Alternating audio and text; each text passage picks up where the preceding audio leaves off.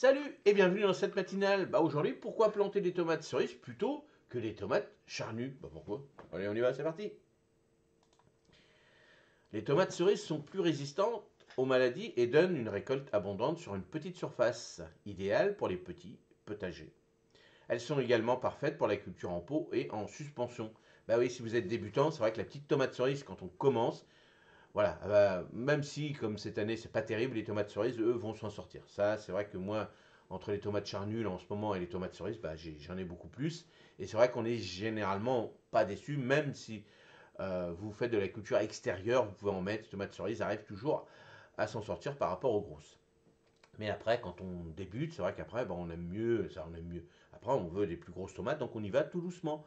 Donc n'hésitez pas, quand vous êtes débutant, de faire un peu plus de tomates cerises. Alors bien sûr, si vous avez de la place, hein, ça c'est important aussi.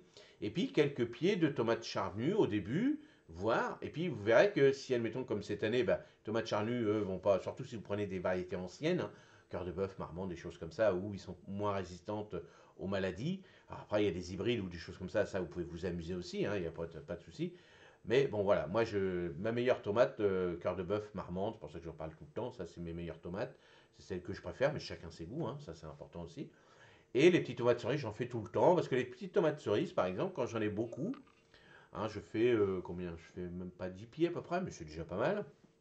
Et n'oubliez pas, moi, je récupère les graines aussi pour en proposer après à mes clients. Donc, les tomates cerises, quand j'en ai beaucoup, et vraiment, c'est une année à tomates cerises, je les mets au congèle directement dans des boîtes. Et puis, après, je les ressors, je mets ça sur mon lèche frite, oui, c'est des friches, la plaque noire là, bon, là, je sais plus. Donc, je mets ça avec des oignons, des épices, des trucs comme ça, et je me fais une espèce de sauce plus ou moins. Et après, je mets ça avec des pâtes, du riz, je fais une espèce de ratatouille, mais que des petites tomates de plusieurs couleurs, avec pas mal d'épices, pas mal d'oignons, et je peux vous dire que c'est super bon.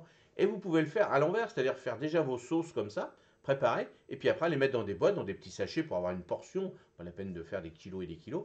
Et ça, vous le ressortez, par exemple, si vous faites avec des frites, par exemple, ça c'est super bon, hein. Je l'ai fait moi une fois avec des frites, des pommes de terre sautées, avec des pâtes, avec du riz, avec un semblant de couscous, vous voyez, vous faites un peu de couscous à côté, de semoule à côté, et puis hop, vous faites cette petite sauce avec un blanc de poulet ou une viande à côté, et je peux vous dire que c'est super bon, et ça évite de les jeter, parce que c'est vrai qu'il y a des moments, on a énormément de tomates cerises, on dit, bon, l'apéro c'est bien, mais bon, un petit peu, bon, on peut les manger à l'huile au vinaigre, il n'y a pas de souci, mais à un moment donné, bon, on se dit, il y en a beaucoup, qu'est-ce que je peux faire? Eh ben, je vous ai donné une petite astuce, et puis vous, comment vous faites quand vous en avez plein?